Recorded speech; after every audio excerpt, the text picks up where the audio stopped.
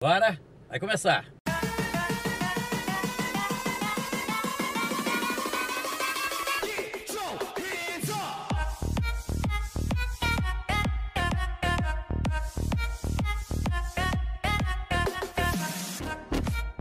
Turma, chegando aqui na Rede Brasil de televisão. Obrigado pelo carinho, obrigado pela audiência. Estamos aqui na Mania FM e na GDS Web Rádio Brasil. Hoje é dia de Júnior Correia. Juninho, vereador de Cachoeiro, está aqui. Foi candidato a deputado federal, pode virar deputado federal ainda, por conta de uma situação de um candidato lá de Vila Velha. Nós vamos falar, já falamos disso na semana passada. Juninho, prazer, alegria sempre muito grande receber você aqui, você que é filiado ao PL. O PL corre risco de ter o registro cassado? O PL? É. Olha, ontem, vamos falar isso, ontem eu até tive com o Magno Malta, eu fui lá no projeto dele, lá no Vem Viver, no Frade, né, não no Xuré, aqui em Cachoeiro mesmo. E eu tive lá, né, ele conversando com ele, aí eu falei, senador, quero visitar o senhor lá em Brasília em fevereiro. Aí ele riu assim e falou, se o homem lá deixar, eu não vou falar o nome do homem, porque acho que vocês sabem quem é, né? O Magno tem uma relação conflituosa com o homem que você está falando aí, né? Com o Todo-Poderoso do Brasil. Mas eu vou nem falar que é o Alexandre, né, de Moraes, vou nem falar isso. Mas tem uma relação conflituosa. Então, assim, e ele tá sofrendo um processo, né? Acho que as pessoas mesmo já viram. O processo, ele basicamente é contra deputados e senadores do PL. Ele, o Nicolas, a Carla. Na verdade, são os deputados e senadores do PL que têm uma atuação grande na rede social. Né? O próprio Magno estava me falando que o YouTube dele vem sendo não só desmonetizado, mas censurado no YouTube há um bom tempo. Ele está impedido de falar várias palavras no YouTube com o risco de perder o canal. E ele falou que ele não sabe como que ele faz para poder usar o YouTube, usar as redes dele.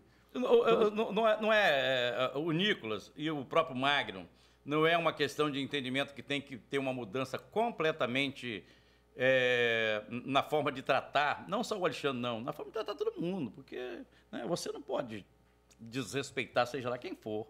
Né? Porque mas é aí que tá, Parraro. Eu falo o seguinte, por exemplo, eu faço programa de rádio e televisão.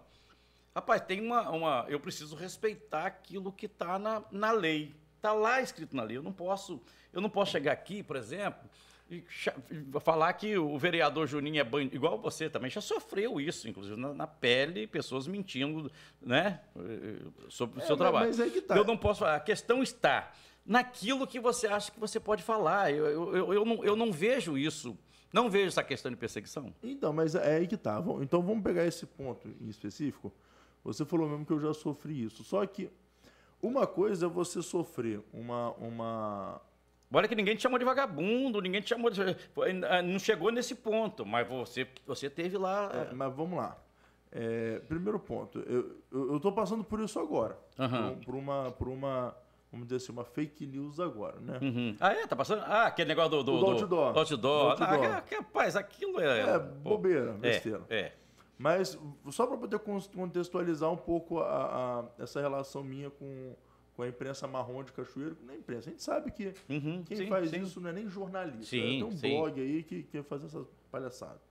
Mas em suma uma coisa é que o cara, a primeira vez que ele inventou uma fake news, não foi uma fake news no sentido de o vereador Júnior Correia, ele é bobo, inocente, não, ele criou uma história, uma narrativa, um romance e me colocou no meio dessa história como se fosse verdade, vendendo algo que denegrisse minha imagem. Sim. A primeira vez que isso aconteceu... E a gente precisa lembrar que isso é crime. Isso é crime. Ele criou uma história, eu vou lembrar aqui para vocês, no ano passado, logo no comecinho do ano... Desculpa, ano passado não, 2021, início do mandato, no comecinho ele criou uma história de que o vereador, ele botou lá no blog dele, que o vereador Júnior Correia, ele estava mandando na Câmara Municipal. Então ele colocou lá que, quando eu critiquei a Gersa, uma funcionária da Câmara, que ela é presidente da Associação dos Servidores, ela fez uma postagem dentro da página da associação, levantando a discussão da AGERS e das agências reguladoras. E ela levantou essa discussão compartilhando um texto do Ilauro, que é jornalista. Uhum. O Ilauro é jornalista, ele é de esquerda, ele é do PCdoB, ele nunca escondeu isso. Uhum. Mas ele colocou a visão dele. E ela levantou essa discussão. Uhum. Acontece que eu sequer cheguei... A gente precisa lembrar que não tem nada de errado o jornalista ter a posição política dele, esquerda, direita. Agora, o comportamento dele, naquilo que ele escreve, naquilo que ele fala, é que tem que ser completamente isento com quem é da direita e quem é da esquerda. Então, assim, o Ilauro, ele fez um texto ali, jornalístico de opinião, colocando os pontos do porquê ele defende a Gersa, e ele fez alguma crítica a mim que eu, particularmente... não encaro aquilo como pessoal, não encaro aquilo como sendo ruim. Não, ele colocou no texto dele, na visão dele, na visão de muita gente, eu sou muito novo, eu sou muito inexperiente, de que eu ainda não vi outros processos sem uma agência reguladora, de que talvez eu com o tempo iria... De certa forma, ele foi respeitoso. Ela compartilhou esse vídeo e levantou a discussão. Só que a discussão tomou um rumo na rede social, segundo ela, segundo a Paulinha, porque eu não acompanhei, eu não vi essa discussão. Ela me falou que levou uma discussão como se a associação tivesse contra o vereador Juninho e tinha acabado de falar isso na tribuna. Uhum. E ela retirou. Essa pessoa, esse blogueiro aí de um blog de Cachoeiro, o que ele fez? Ele criou uma narrativa de que eu tinha chegado na Câmara, gritando com todo mundo, desrespeitando todo mundo, xingando todo mundo e exigindo que excluísse a postagem. Uhum. No dia que aconteceu isso, eu sequer fui na Câmara. Eu só fui na Câmara no dia seguinte, onde eles já tinham apagado a postagem, e eu sequer sabia do que estava acontecendo. Uhum. Então, assim, isso é uma coisa. Inventaram uma história completamente estranha, adversa, e me colocaram no meio para me pintar como uma pessoa intolerante, um louco, entende? Isso fizeram. Agora, o que eu estou passando agora? Eu estou passando por uma acusação de fake news de algumas pessoas, que eu sei quem que é, depois eu fiquei sabendo. Uhum. Sei que essa pessoa tem problema pessoal comigo, não sei porquê. Eu e a minha família, a gente sempre apoiou o irmão dele. Uhum. O irmão dele, as 8 ou 7 vezes que foi vereador, a gente sempre apoiou. Uhum. Né? O papai sempre colocou a cara lá na empresa e Sim. a gente apoiou ele. E o irmão tem um problema pessoal com a gente. Só que assim, a acusação, esse desgaste que eles tentam me causar, para mim é tão irrelevante, e não é só tão irrelevante, mas faz muito mais parte de uma liberdade de expressão deles, de não gostar de mim e querer me criticar na rede social, do que de fato um direito meu de querer censurá-lo. Uhum. Quando o jornalista me perguntou se era fake news, eu respondi ao jornalista que não era. Tanto é que eu falei com ele, acesse o site oficial do TRE e veja. Do TSE e veja. Eu tive 37.756 votos. Aí, só para clarear para os nossos ouvintes e telespectadores, é que você colocou uns votos agradecendo a sua votação. A minha votação. Que você agradeço e tal, não é isso? Eu coloquei em Cachoeiro... 37 mil e... Isso, eu coloquei em Cachoeiro, Atílio Muqui. E eu coloquei o seguinte texto. Obrigado... Cachoeiro, obrigado Atílio, obrigado Muqui, pelos 37.756 votos nessas eleições para deputado federal, alguma coisa assim. Mas eu coloquei o nome do município e agradeci a votação total. Aí alguém falou que eu estou induzindo o eleitor de Cachoeiro a achar que eu tive essa votação em Cachoeiro. Aí eu perguntei para o jornalista, eu falei, tem lógica eu fazer a mesma comunicação para Atílio Vivaco, para induzir quem é de Atílio Vivaco? Eu li aquilo lá. Votos em Atílio Vivaco? Eu li aquilo Então, assim, bobeira. Aí o jornalista perguntou, você vai tomar alguma medida legal? Eu falei, não. E não, eu não quero tomar medida legal, por quê? Eu não quero censurar alguém. No Brasil, não é crime você ser idiota. A gente tem que lembrar isso. Sim. O cara é idiota, é babaca? Não é crime, pode ser. Desde que não esteja atingindo a honra do cidadão, porque a questão que eu falo é o seguinte, você falou do Nicolas aí, que é um jovem, eu acho que ele é um jovem que pode ser uma liderança brilhante, porque ele é muito novo, e ele fala muito bem, só que ele precisa entender que, na minha opinião, que ele precisa arranjar um outro meio de fazer política que não só agredir o outro. Ele agride demais, ele ofende demais, ele xinga demais, ele é um negócio louco. Mas isso, que liberdade é essa? Até o Nicolas, eu não acho que ele chega a xingar demais. Eu acho que eu vou falar do Nicolas especificamente aqui, porque eu gosto de acompanhar o Nicolas por conta dos vídeos dele, porque eu acho que ele é inteligente. O Nicolas, diferente de muitos ali, diferente do Daniel Silveira, que foi caçado, né? Mais uma vez, eu não concordo com a cação do Daniel Silveira, acho que mesmo, repito, ser idiota no Brasil não é crime. Uhum. Não, o Daniel Silveira foi lá, falou um monte de abobrinha, falou um monte de palavrão lá, mas não acho que tinha que ser preso por conta disso, ele é deputado federal. Uhum. Mas pegar o Nicolas em específico. O Nicolas, ele é um jovem, como você falou. O que eu gosto do Nicolas? É que o Nicolas, ele consegue fazer vídeos curtos, vídeos longos, né? Ele tem esse talento igual o Magno Malta tem. Vídeos curtos ou vídeos longos, levantando a tese dele, levantando aquilo que ele acredita, de maneira muito coerente, com bons argumentos. E eu não vejo ele ofender. Eu vejo, às vezes, vamos dizer assim, passar um pouco do ponto contra um ou outro, às vezes no calor do debate. E sinceramente, faz parte do jogo. No calor do debate, a gente se altera. Pô, no calor do debate, eu falei lá na Câmara no ano passado que essa luta aí, direita-esquerda, que sequestra cores, faz parte de uma briga ideológica imbecil. Eu tô ofendendo o vereador Ari, eu tô ofendendo... Não, no calor do debate, a gente usa esses jargões assim... E faz parte do calor do debate. Eu mesmo não me ficaria ofendido. Não, faz parte do momento. Mas por que eu estou falando disso? Porque existe processo legal. Aí eu volto àquilo que eu queria falar desde o começo. Quando a gente fala de liberdade de expressão, quando a gente fala de parlamentares, políticos eleitos para nos representar, é natural do cargo, é natural ali da função dele, que ele realmente tenha a imunidade total para poder falar e expressar aquilo que ele pensa. Porque se ele está para representar uma parcela da população, mas ele não pode... Se a parcela da população for raivosa, ele tem que representar esse povo. Passou do ponto, existe o processo legal para poder se julgar. Não é o que está acontecendo. Aí eu volto a reiterar. Beleza. O ministro Alexandre de Moraes, o ministro Barroso, o ministro sei lá quem, o Lula se sentiu ofendido por conta do que aconteceu. O processo legal não é o Alexandre de Moraes acusar, julgar, absolver, prender. Você está falando, a gente está falando da questão jurídica. Aí eu volto ao problema que nós estamos vivendo hoje, que é o problema do processo. Hoje o processo jurídico, para mim o problema está, porque o processo jurídico hoje, ele tá corrompido de uma forma que a gente não tem mais segurança de justiça no processo jurídico, entende? Então, assim, não teria problema se os deputados, o senador, tivessem sofrendo algum processo. Se fosse um processo isento, onde quem acusou foi X, quem está julgando é Y, quem vai prender é W.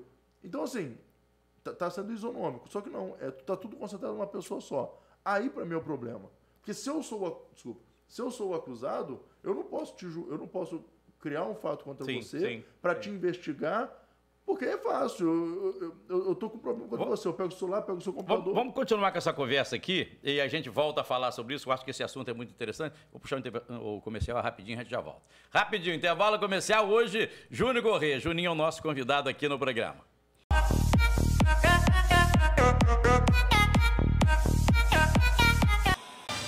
De volta aqui com o nosso programa. Hoje o nosso entrevistado é Júnior Corrêa, Juninho, vereador de Cachoeiro. Estamos aqui na Rede Brasil de televisão, na Mania FM, na GDS Web Rádio Brasil. Cofril, sabor a toda prova. Põe na tela aí os produtos Cofril. Essa linguiça que é a melhor do Brasil, temperada, suculenta, feita com carne de pernil, uma delícia. É a melhor do Brasil. Você está vendo aí também o bacon Cofril, você está vendo aí a calabresinha Cofril, que é deliciosa. Esse kit feijoada vem completinho. Você pode montar a sua feijoada comprando peça por peça, mas você pode também já levar para casa o kit feijoada completinho da Cofril, que é o melhor do Brasil. Esse presunto é feito com carne de pernil, macio, saboroso, gostoso. Pensa em você reunir a família, fazer aquele misto quente com bastante presunto, Cofril, com queijinho, refrigerante, suco gelado, família reunida, que delícia, hein? Uma maravilha, gostoso demais. A linguiça Cofril é suculenta, gostosa, com aquele tempero todo especial.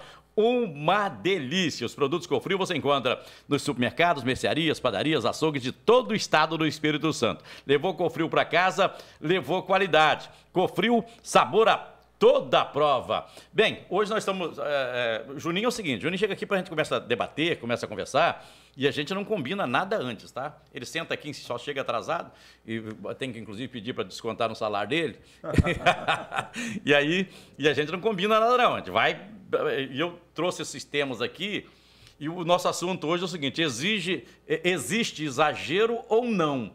E aí eu tô falando não estou falando do povo em geral, estou falando de quem tem responsabilidade. Você é um vereador, você tem responsabilidade como empresário, como pessoa, e tem também como um público, com aquilo que você fala, com aquilo que você... De que maneira você se dirige a um juiz, de que maneira você se dirige à dona de casa. Não estão extrapolando, Juninho? É que tá. A gente estava começando nessa discussão no primeiro bloco, depois eu fiquei refletindo o seguinte. A gente tem em mente o que a gente gostaria a partir de uma visão de sociedade, obviamente, em momentos de paz, em momentos de calmaria, vamos colocar assim. O ideal numa sociedade pacífica, numa sociedade não pacifista, mas pacífica, uma sociedade civilizada, seria isso. Seria todos os entes se respeitarem, o deputado, mesmo sendo um concorrente político, respeitar, e mesmo às vezes no calor do debate respeitoso. O ideal seria esse. Só que nós não estamos vivendo num momento de paz no Brasil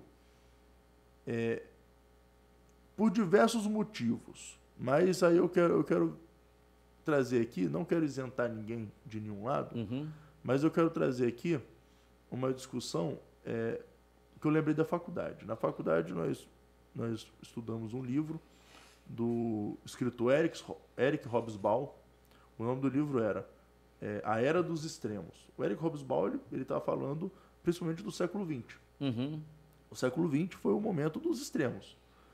Por que o momento dos extremos? É o momento que teve a Revolução Russa, os comunistas chegando ao poder, teve o fascismo crescendo na Itália, o nazismo crescendo na Alemanha, os Estados Unidos vivendo o seu momento de autoritarismo com lei seca, e a lei seca nos Estados Unidos não é a nossa lei seca de não poder beber e dirigir. A lei seca nos Estados Unidos você era proibido de vender bebida alcoólica, proibido de vender. Então, e havia todo um esquema, por isso que as máfias de famílias italianas cresceram. O filme O Poderoso Chefão vem desse momento. Então você tem nos países do mundo uma crescente muito grande de autoritarismo crescendo. E o pré-início de autoritarismo é justamente esse momento de conflito interno, onde essa noção do respeito entre as pessoas e as instituições, ele meio que fica de lado. E nós estamos vivendo um pouco disso. Está acontecendo isso. Talvez, eu não quero aqui ser um pessimista, um profeta do apocalipse, mas isso é um sinal na sociedade de que nós estamos a um passo de viver um momento de exceção. Alguns dizem, eu acredito, que nós já estamos vivendo um período de exceção no Brasil. Exceção jurídica. Porque hoje não se tem mais uma segurança jurídica no Brasil para se fazer nada. O empresariado no Brasil, ele tem medo o tempo todo, porque a qualquer momento o STF pode criar uma jurisprudência, uma interpretação diferente. E isso está acontecendo corriqueiramente.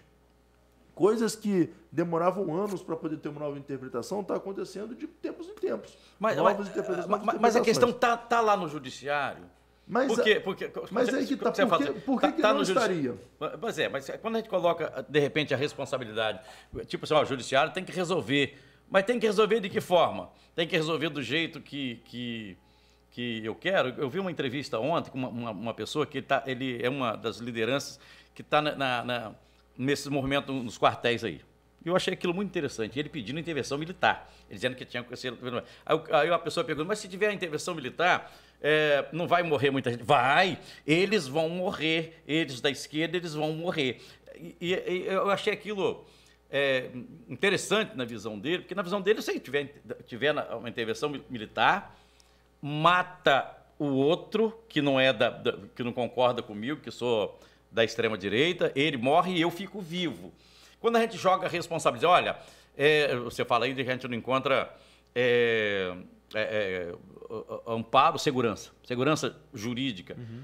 Mas eu acho que essa segurança, a gente não encontra segurança nem jurídica, não encontra também na política, no legislativo, não encontra no executivo.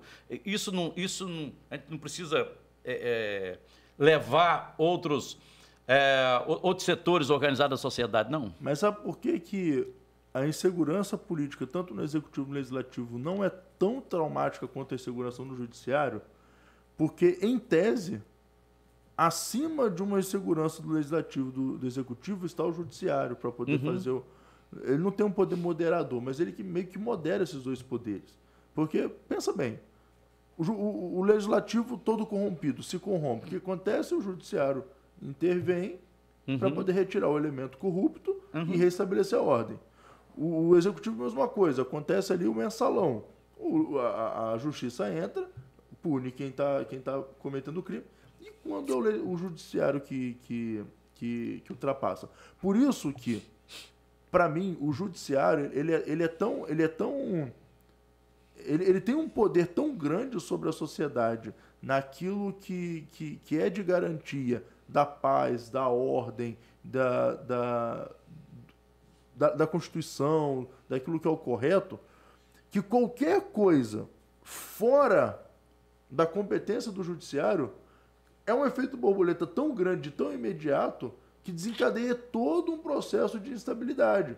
Vamos lembrar aqui, dos 4 anos do Bolsonaro, o Bolsonaro teve problema com vários ministros? Teve, mas desde o primeiro ano, um elemento em específico, que é o Alexandre de Moraes, foi o protagonista das crises. Eu não estou falando aqui, só para deixar claro, eu não estou falando que o Alexandre de Moraes sempre teve as decisões erradas, que ele não podia fazer nada. Não. Talvez teve alguma decisão que ele fez que estava dentro do processo jurídico, mas é estranho quando, num processo de 4 anos... Mas o Bolsonaro não passou 4 anos também atacando o Supremo? Mas o Bolsonaro... Ele é um presidente da República. Mas atacou. Mas o judiciário são 11. Por que só um cara que toma decisão monocrática? Sim. Entende? Eu só vejo um cara tomando decisão monocrática. Eu não estou vendo o Bolsonaro tomando decisões monocráticas. O problema do Bolsonaro, e ele mesmo reconheceu isso na campanha, é o falar demais. O problema do judiciário foi um cara dando canetada o tempo todo para poder, eu não quero deixar que ele nomeia o superintendente da Polícia Federal. Eu não quero deixar que ele nomeia fulano. Eu não quero deixar agora que faça isso. Foram várias coisinhas que aconteceu durante o processo. Às vezes eu penso, que a gente ficou assim, vamos relevar, porque o governo tem que andar. Mas foi relevando, até chegar o momento da inquérito das fake news. Como que um cara, decisão monocrática, obriga a Câmara a abrir uma inquérito das fake news e ele mesmo começa a julgar pessoas que estão atacando ele e ele é o promotor, o juiz, ele é a vítima de tudo. A sociedade talvez não esteja preparada para isso, que eu acho que isso se não partir do coletivo de pessoas de fora do legislativo, do judiciário e do executivo, isso não vai ser resolvido.